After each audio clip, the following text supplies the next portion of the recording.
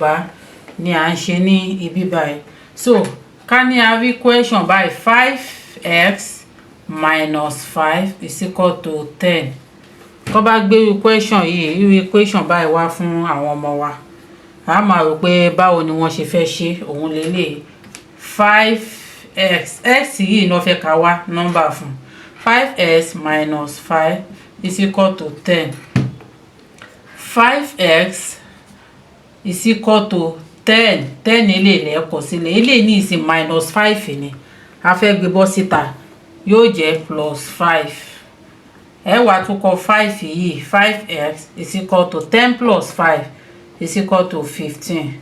Reason tó fi jẹ́ plus òun ní pé a fẹ́ gbé síta. Ká bá fẹ́ gbé síta, kó bá jẹ́ minus ni, add the plus. Kó bá jẹ́ plus ni, add the minus. So ó jẹ́ 5x is equal to 15 divided by 5 divided by 5. 5 mélòó ló wà níbí? ẹyọ̀kan. Eléyìí ńkọ́ 1, eléyìí ńkọ́ mẹ́ta. X máa wá jẹ́ 3. Answer nìyẹn. X is equal to 3. That's the answer.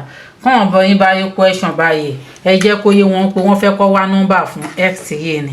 And then ẹ jẹ́ kí wọ́n mọ̀ pé kó bá jẹ́ minus ló wà nínú, kó bá máa bọ́ síta, add the plus. Kó bá jẹ́ plus ló wà nínú, kó bá máa bọ́ síta, add the minus.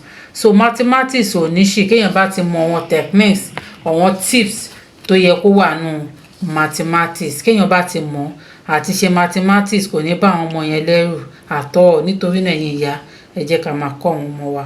Ẹ ṣé.